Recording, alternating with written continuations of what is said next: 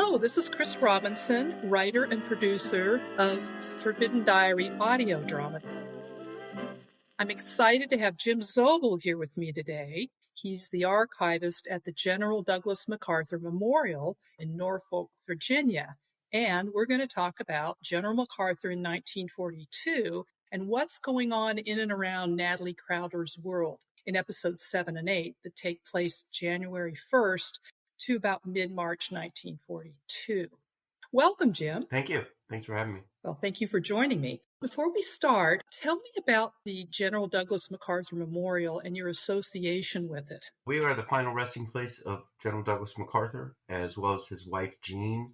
In 1960, he made a deal with the city of Norfolk to donate all of his artifacts, all of his library, all the papers that he had collected throughout his life to the city of Norfolk. And so it came here in that time period between 1960 and 1964.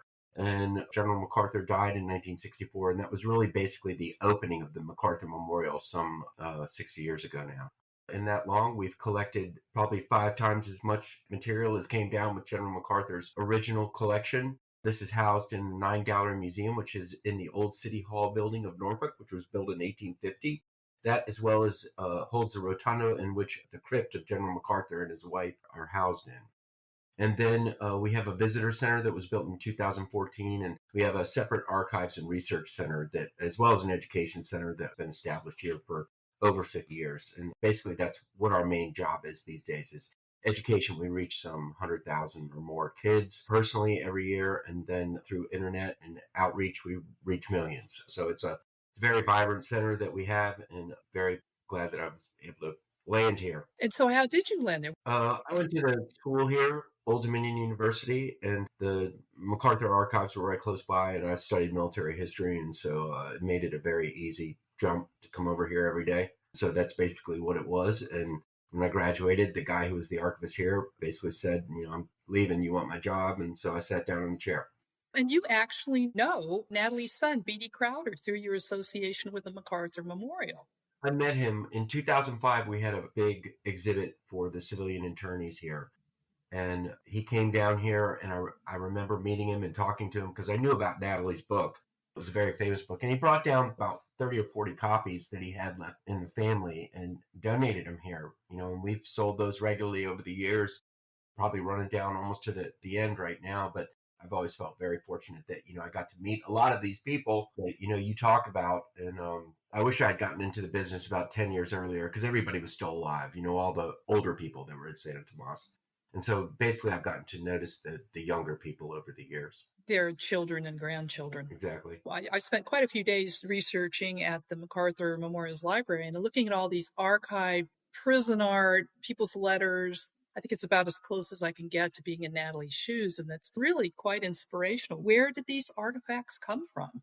Well, the early 1990s, I met a few ladies from Santa Tomas. And just for the listeners, Santa Tomas was a big civilian prison in Manila, right? Yes, and about 6 of them came down here, and we did oral histories with them, and that was really my initiation into the whole story of the civilian attorneys. I mean, I'd always known about it, but it didn't really come home to me until I met all of them, because they were all there during the war.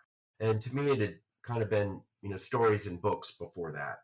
And once I met them, that made it real to me. And so I got to be real close with a lot of them. Over the years, at least, as you've seen, about 40 different families have donated materials here.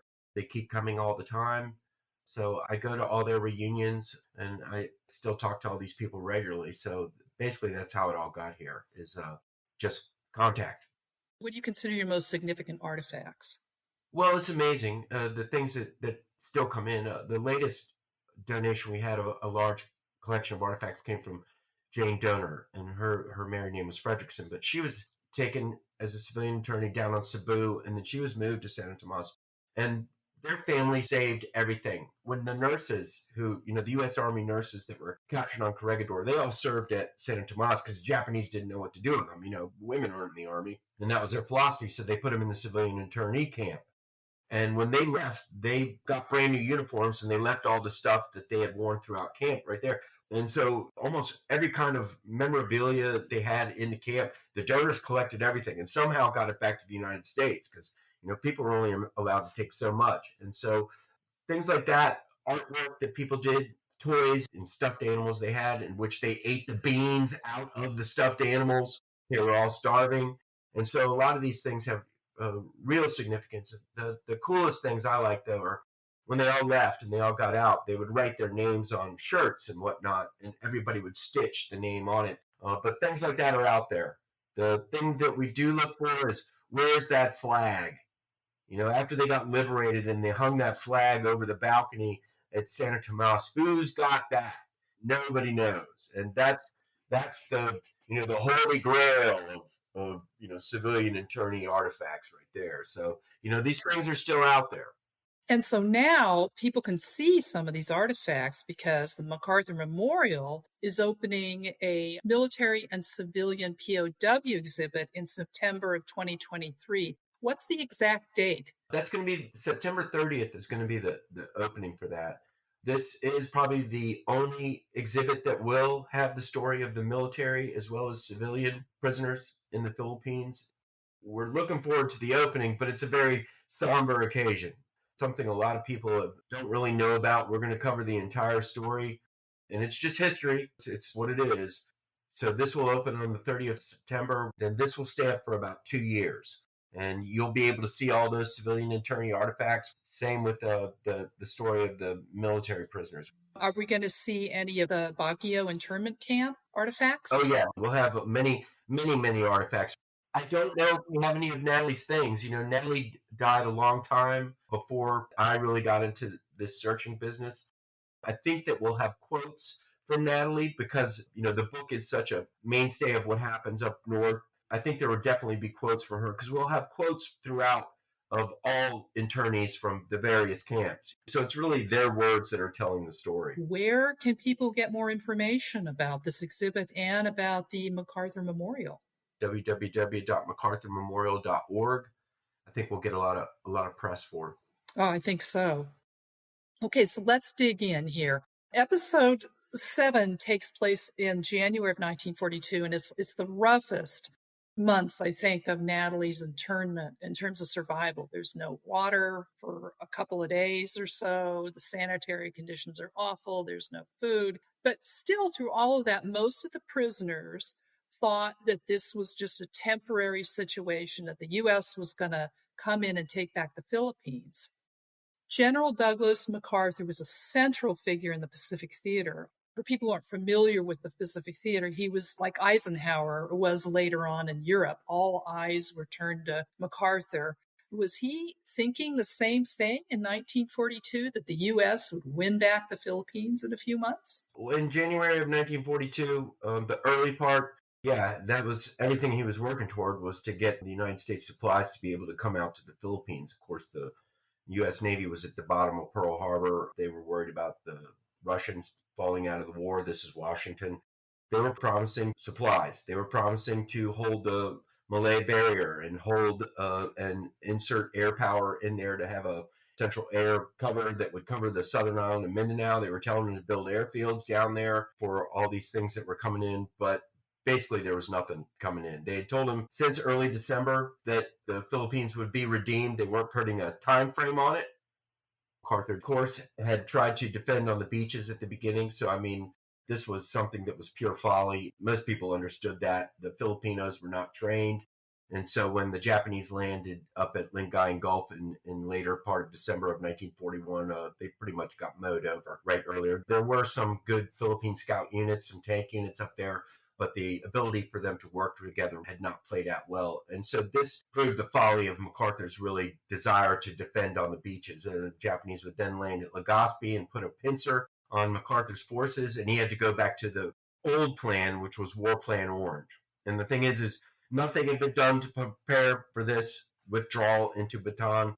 The food stocks had gone forward, the medicines had gone forward, and then those all will be lost. It's a last desperate gamble when they choose to go to War Plan Orange in late December after a few days of trying to hold out that beach activity up to the north, and then they all start piling back into Bataan, where they had made plans since the turn of the century, early 1900s, as that's where they would hold out for the U.S. Navy to come. They have to hold Bataan because it has the heights that covers Corregidor. Corregidor is an island fortress in the middle of Manila Bay that can keep out the Japanese naval power. The thing is Corregidor was built before air power, and it does not have the ability to defend itself against these high-level Japanese bombers that will come. So in early January, MacArthur is being told that help is coming. Whether he believes it, we don't know. He puts out the statement to the troops that help is on the way, planes and ships are coming. The thing is, if he had signed Roosevelt or Marshall's name to it, that it would have been the truth because that's what they were telling him. But he puts his name on it. And so that's where it comes from, that all these guys are going to call him Dugout Doug, and you lied to us. A lot of them will realize later that Washington had been turning them on for a little while. Basically, it comes down to early February when they hear the news that all these supplies are going to Russia, and they're not coming to the Philippines, that Quezon just erupts. Quezon is who? He's the president of the Philippines. See, MacArthur is very tied in with Quezon.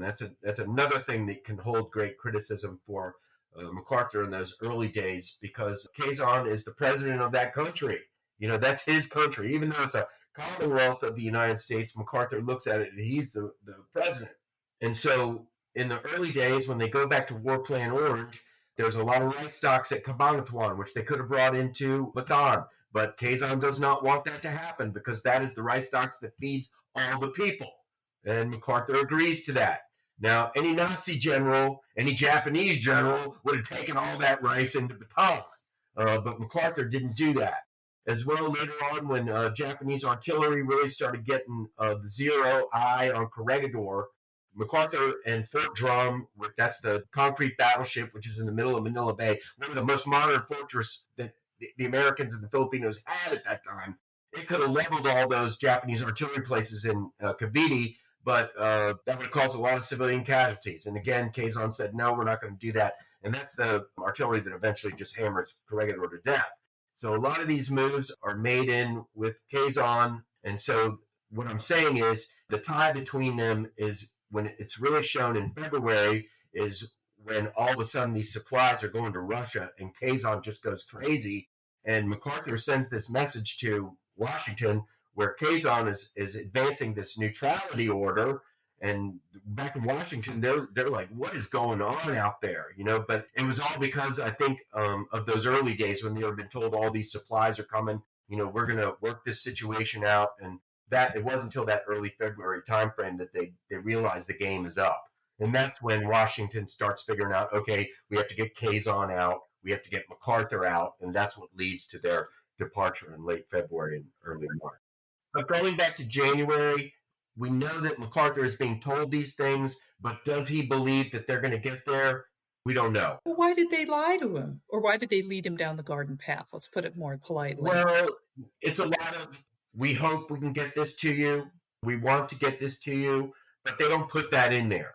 It's like all this, there was this Pensacola convoy that was on its way to the Philippines when the war started. That gets diverted to Australia. The Navy doesn't want to forward that on because they know they'll get creamed by the Japanese. And so the Washington needs MacArthur to hold on. They need the Philippines to keep fighting. And it's like, what are you going to do? Just surrender everything? And so that was the thing. They had built it up all this from July to December to be able to put some kind of defense there. You lost most of your Air Force in the first day of the war. The Navy had left already by late December, and it's basically all these Army forces there, and you're telling them, yeah, we're going to do everything we can to get there. And when you're a rat in a cage, you'll believe anything. And all these people just can't believe that America would leave them out there on the loop. It's not so much that America left them out there on the loop. They got, like I said, they got hammered at Pearl, but the way that they all looked at it is we just got, they sent thousands and thousands of troops out there right before the war, and now they're just all going to get surrendered. So, I mean, it's and the thing is if MacArthur wasn't there, that defense would have collapsed immediately. He's the only one that's holding that thing together. And, when he says troops are on the way, they believe it. Yeah. He had deep connections in the Philippines. So it was personal with him. Definitely. Going back to his father, wasn't his father He was military governor there during the Spanish-American War. Yeah. And his mom dies there. His son's born there. He courts his wife there. I mean, Manila's home to him. It is. So now we know why MacArthur raises the white flag on December 26th, just 18 days after the first bombing of Manila. I kind of want to do a Where's Doug? Yeah. So pre-invasion, MacArthur and his family lived in the penthouse in the Manila Hotel. Right. And then after Manila is declared an open city, is he still there? They leave for Corregidor on Christmas Eve. So about 3 days after the landings on the 19th, MacArthur realizes they're not going to be able to hold him. And so they start going back to these static defensive lines.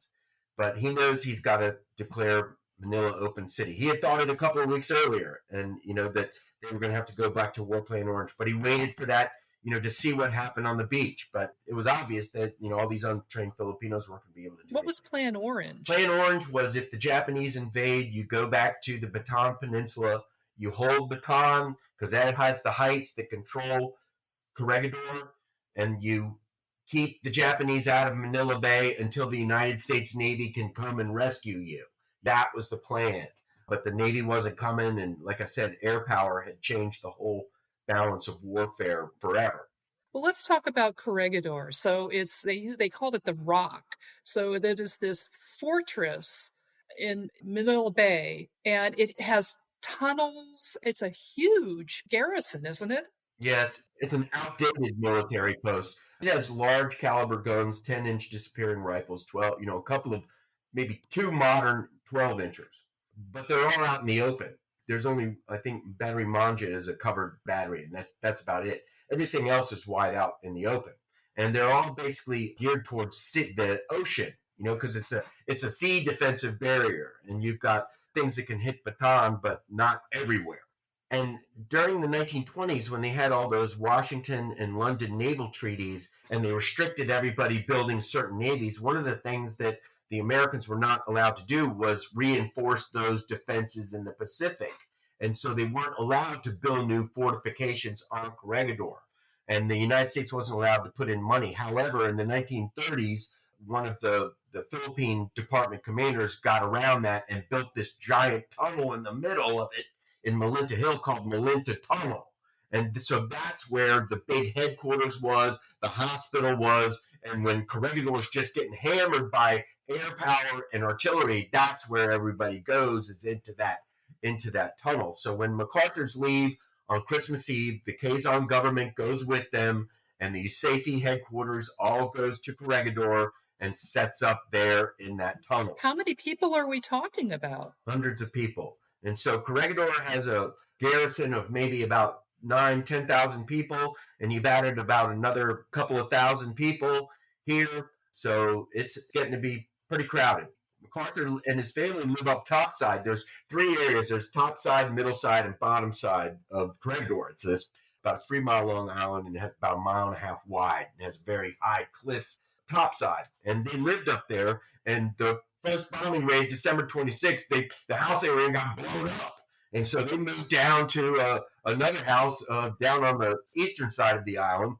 And MacArthur lived there the whole time. Jean and Arthur would stay in the tunnel at night usually, but MacArthur would stay in that house until like the last few days when artillery got really bad right before they got pulled out. President Quezon was there too, right? Right, yeah. He's in there, very bad tuberculosis. They have his reinauguration just outside the tunnels. It's a obsolete fortress. It's where all the main radio connections with Washington are now. So that is the central heart and pulse of all the defense that's going on in the Philippines as the Japanese are starting to move through the island. So by the end of January 42, was America holding any of its Commonwealth territory to the Philippines at all? They are still in control of Bataan. They have fought the Japanese pretty much to a standstill come about mid-February because the Japanese had removed some troops early on after they took Manila, which they saw as the prize instead of the army that was on Bataan.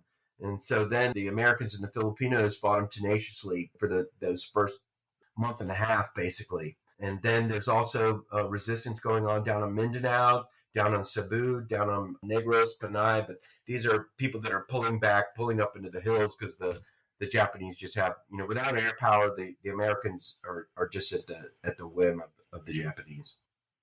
They've become ensconced on Bataan by early January 7th. They're all inside Bataan. And so now I want to shift gears and talk a little bit about the Japanese take over the Philippines. And you touched on that, but I want to ask a couple more questions. It's really clear from Natalie's diary that the Japanese are, they're taking over the running of the Philippine cities and towns like Baguio. Right. Was Baguio a significant place? Wasn't it the summer capital? Yeah, it's the summer capital of the Philippines. It also has a army contingent there at Camp John Hay, as well as some 26 Cavalry Philippine Scout units got separated up there after the invasion. They didn't get down to Bataan. They moved up to Baguio. Baguio, as well, is very in close proximity to the invasion beaches. All they had to do was go, I think, from Rosario up the heights to Baguio, and they seized that very early, like right around Christmas. And they throw Natalie and the rest of them first at Brent School and then to Camp John Hay. But yes, they come in, they take over everything. People there talk about Japanese that worked there in the city were then working for the Japanese army. So that's basically the way it's going to go. And you always wonder, if the Japanese had not gone in and just started slapping everybody around, chaining people up to lampposts, what would have happened? But that stuff starts happening immediately. To Filipinos, to anybody. That's the deal breaker from the beginning. Did the Imperial Army plan for how to take over the day-to-day running of the Philippines and on the thousands of soldiers and civilians they would imprison? Did they just figure, well, we'll just use the same operating procedures we used over in China and Korea? Or was the Philippines different? They prepare to go in there. They print money like they do for all these places that they're going to go into. They've got structures of what they're going to do. It's different in a sense of, with the military as with the civilians. But the Japanese are establishing order. They're Asia for the Asians. They're going to be in control of it. And like I said, they show up in the capital, and if you don't bow, even to the lowliest private, you're getting slapped around. And, people that resist, like the Japanese, hey, I like that car. That's mine now. I like that house. That's mine now. We're taking all of this. And that's not all of them, but it's a preponderance of them. And that sets the tone for everything immediately. And that's why later on, you're going to have all this guerrilla resistance easily crop up all over the Philippines. But that's what I was saying. What would have happened if it really was, let's spread the greater East Coast prosperity sphere, which was what they told all these new colonies that they have that they were going to do. But it really wasn't that way. It was, we're in control and we're going to do whatever we want. And that was just the mindset of that time. It's 80 years ago. It's what was, it's just history. People have analyzed every bit of it, every psychological reason for it over the years. But that was the time frame, and that was their mind frame. Yep. And the redistribution of wealth was one of the first things they did. They took over the banks. Natalie wrote that they got wealthy Japanese businessmen to draw straws to take over the business. Commerce still had to take place. Crops still had to be grown. So I'm assuming this was done with the blessing of the Imperial Army. Oh, sure. When the surrender does come, they don't expect as many as they're going to be. As far as like being prepared, they have plans for these things. But say we've planned for 25,000 surrenders. We've got 80,000. They don't change the plan. The plan stays the same. So it's like if you go into an area and we're going to do this, but circumstances are totally different from the plan, they don't change the plan. It stays the same. So it's neglect. It's not caring. It's like that's the way life is. There is the Imperial Japanese Army, and then they take precedence over Japanese civilians, of course, the Filipinos, the Igorots, the Chinese. I mean, they take precedent over it doesn't really matter. Even the lowliest soldier does not mess with the Japanese army. I mean, it was a very brutal military structure. They were not kind to the foot soldiers. It goes from top down. General slaps the colonel slaps the captain, and it goes down to the lowliest soldier. And who do I have to slap? Well, prisoners and civilians. That's where it goes. There's tons of stories of Japanese doing great acts of kindness, but it's not the preponderance. The Japanese civilians were very much, at least the guards, were very much a part of Natalie's life in prison. They were also left destitute as well. Or was that not the case? That's the way it becomes for everyone. You get towards the later days, nobody's in a good position. How did the shift from Americans to Japanese being in charge affect the Filipinos? They want the Americans back. That's the main thing that really ticks off the Japanese. They can't understand why the Filipinos have this attachment to the colonials. We have a lot of Philippine guerrilla propaganda posters they all made, and it's right stark. There's, we know that the aid is coming from the United States. Do you want to sit there and live under tyranny and oppression? And, when we know if we hold out, we're going to have the better days back again. And that's the way they looked at it. It goes back to that. It was a stark, drastic change from American Commonwealth to Japanese puppet state. The Japanese come in that city, you're seeing people chained up to lampposts, everybody's getting slapped around. Yeah, it's not a safe place to walk around. It's immediate, and everybody knows it. September, October, you've got guerrilla uprisings on almost all the islands. And that's only, 5 months? They're not just Americans uprising, it's all Filipinos. They've had enough already. And the Igorots sounded like they just went back up to the mountains. You've got all the Ifugao people that are up there in the northern area, in the Cordillera and whatnot, up north of Baguio. And then the Igorot that did help with the Bataan defense.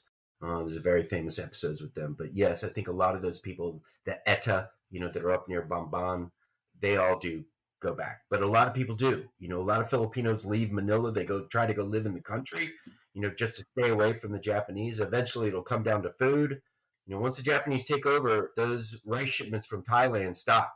And that's the main breadbasket of the Philippines. They don't grow enough rice for themselves in the Philippines. It goes to Thailand. And so they're going to start getting hungry real quick, especially when the Japanese turn all the Panay rice areas in trying to grow cotton. And that's going to be a big fiasco that's going to cause even more starvation. So it's going to be a bad scene all the way around. These people trying to live out in the woods, and the native, Ifugao and like you said, the Igorot, they'll be fine, because they can live on anything, and they'll live up in the woods. And the Japanese don't want to go after them. They do not want to go in the woods looking for people. I don't know if I would either. So by the end of episode 8, the prisoners hear about the fall of Singapore, February 15.